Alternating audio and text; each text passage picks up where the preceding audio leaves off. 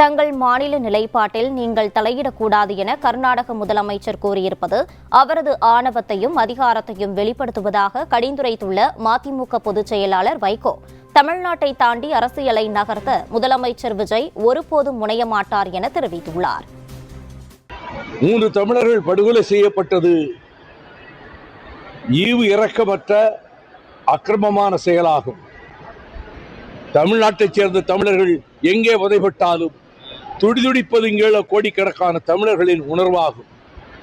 அதை மதித்து அவர் இந்த செயலுக்கு தன்னுடைய அரசு சார்பிலே வருத்தத்தை தெரிவித்து கடும் நடவடிக்கை எடுக்க வேண்டும் என்பதற்கு பதிலாக யாரும் இதிலே தலையிட முடியாது என்றால் இந்தியா என்ற நாட்டுக்குள்ளே தானே கர்நாடகமும் இருக்கிறது, தமிழ்நாடும் இருக்கிறது. அவர் பேசுவதே, கர்நாடக முதல்வர் கூறியிருப்பதே ஆணவத்தினுடைய வெளிப்பாடு, அகந்தையின் வெளிப்பாடு. அதற்கு பலத்த கண்டனத்தை தெரிவித்துக் கொள்கிறேன். சிஎம் விஜய் அடுத்த இலக்கு பிரதம மந்திரி ஐயா. தமிழ்நாட்டுக்கு முதலமைச்சர் என்பது அவர் விரும்பி ஏற்றுக்கொண்டிருக்கக்கூடிய பொறுப்பு. அவர் தமிழகத்தை தாண்டி ஒரு அடுத்து எடுத்து வைப்பதற்கு ஒரு காலம் முனையவும் மாட்டார், விரும்பவும் மாட்டார். I know him well.